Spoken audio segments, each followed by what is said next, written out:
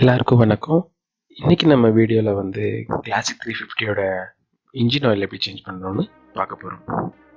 First இந்த gap கழட்டிட்டு இந்த ஃப்ளஷ்ன்னு ஒன்று கிடைக்குது. இது எதுக்குன்னா இன்ஜினில் இன்கேஸ் ரொம்ப நாளாக யூஸ் பண்ணலன்னா அந்த இன்ஜினில் கழுக்கையில் நல்லா மிக்ஸ் ஆகட்டும்ங்கிறதுக்காக. இந்த ஃப்ளஷ் வந்து 70 ரூபா 80 ரூபா தான் வரும். பட் இதுக்கு எக்ஸாக்டாக இந்த கிலோமீட்டர் கணக்கில் நம்ம இன்ஜின் ஆயில் கரெக்டாக மாற்றிட்டே இருந்தோம்னா இது மாற்ற தேவையில்லை. ஸோ அதுக்கப்புறம் நம்ம இன்ஜின்களோட கேப் மாட்டிட்டு இன்ஜின் வந்து ஒரு 5 நிமிஷத்துக்கு ரன் பண்ணி விட்டுறணும். அதுக்கப்புறம் ஃபஸ்ட்டு ஃப்ரண்ட்டில் இருக்க இந்த நட் இருக்குல்ல, இதுதான் ஃபஸ்ட்டு நம்ம லூஸ் பண்ணணும்.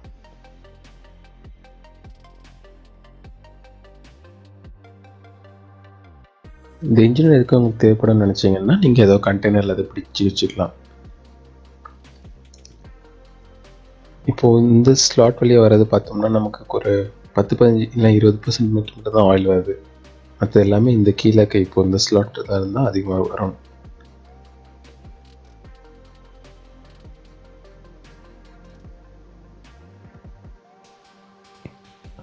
நம்ம ஃபஸ்ட்டு கழட்டின ஸ்க்ரூ கீழேருந்து பார்த்தோம்னா வடிஞ்சிக்கிட்டே தான் இருக்கும் ஆயிலு.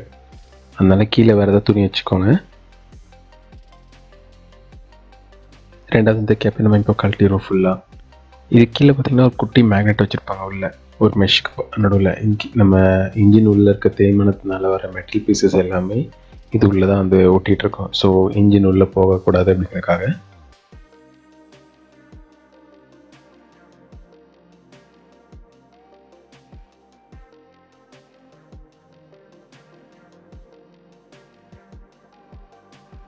ஸோ இது உள்ள இருக்க மெஷ் தான் இது. நடுவில் பார்த்திங்கன்னா ஒரு குட்டி மேக்னெட் இருக்கும். கழட்டுற எல்லா பார்ட்ஸுமே கொஞ்சம் சேஃபாக எடுத்து வச்சுக்கோங்க. ஏன்னா துடைக்கும் போது எதுவும் உடஞ்சாமல் பார்த்துக்கிறது நல்லது. இப்போ கீழே இருக்கிறது ஆயில் ட்ரைன் ஆகிற கேப்பில் நம்ம ஃபில்ட்ரு செக்ஷன் வந்து ஓப்பன் பண்ணலாம்.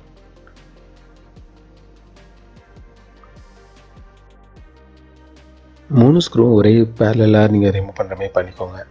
ஏன்னா நீங்கள் ஒன்று டைட்டாக ஒன்று லூஸ் பண்ணிங்கன்னா உங்களுக்கு த்ரெட்டு போயிடும். த்ரெட்டு வந்து ஸ்க்ரூவில் போகாது, உங்கள் இன்ஜினோட பாடியில் தான் போகும். ஏன்னா இன்ஜின் பாடி வந்து அலுமினியம், ஸ்க்ரூ வந்து ஸ்டீல்.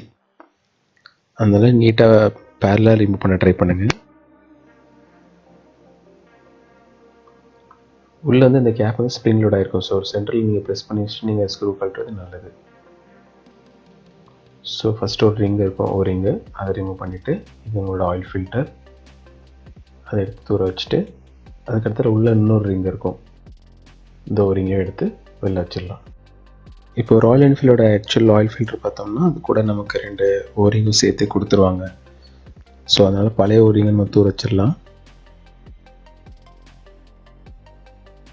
அந்த செக்ஷன் நல்லா தொடச்சி எடுத்துட்டேன். எல்லாம் ஃபுல் ஆயிலெல்லாம் ட்ரெயின் ஆனதுக்கப்புறம் தான் நம்ம இந்த ஆயில் ஃபில்டரை மாற்றிட்டுருக்கோம். ஸோ ஒரு ஆயில் ஓரிங்கை உள்ளே வச்சுட்டு அடுத்த ஃபில்டரை உள்ளே வைக்கணும். இது பழைய ஃபில்டர், இது புதுசு. இதை வச்சதுக்கப்புறம் இப்போ இந்த ஸ்ப்ரிங் லோடர் இந்த கேப் இருக்குல்ல, அதை நல்லா ப்ரெஸ் பண்ணிக்கோங்க. நம்ம மறுபடியும் சொன்ன மாதிரி 3 ஸ்க்ரூவுமே அட் அ டைம் பேரலாக நீங்கள் கொஞ்சம் கொஞ்சமாக நீங்கள் இதில் 4 த்ரெட் ஏற்றுறீங்கன்னா அதுலேயும் 4 த்ரெட்டு தான் எல்லா ஸ்க்ரூலையும் ஏற்றணும். ஏன்னா நான் பண்ண மிஸ்டேக் என்னென்னா மேலே 2 ஸ்க்ரூ ஃபாஸ்ட்டாக டைட் பண்ண உடனே கீழே உள்ளது லூஸ் ஆயிடுச்சு. ஸோ த்ரெட்டு வந்து பாடியில் போயிருக்கு. நான் ரொம்ப ஹெவியாக டைட் பண்ணாதனால கொஞ்சம் த்ரெட்டு பரவாயில்ல, பட் அதை அவாய்ட் பண்ணுறது நல்லது. பேரலாக டைட் பண்ணணும். ஸோ இது முடித்த உடனே நம்ம கீழே இருக்க போல்ட்டையும் மாட்டிடுவோம். ஸோ இது ராயல் என்ஃபீல்டுக்கு வந்து மோட்டரில் உள்ளது 15W50.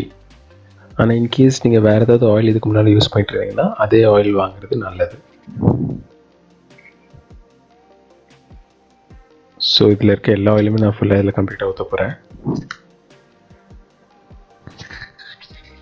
இந்த ஆயில் பார்த்திங்கன்னா இப்போ எக்ஸாக்டாக அந்த 2 லிட்டர் நமக்கு இன்ஜின் ஆயில் எவ்வளோ கெப்பாசிட்டி இருக்கோ அந்த கெப்பாசிட்டியிலே கேன் வந்துடும்.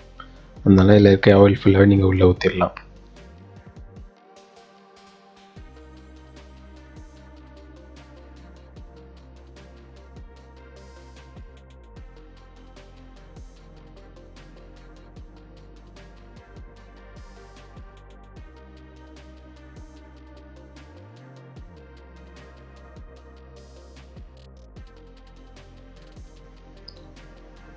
ஸோ எல்லா ஆயிலுமே ஒரு ஊற்றின உடனே மேலே இருக்க இந்த கேப் போட்டு டைட் பண்ணிடுங்க.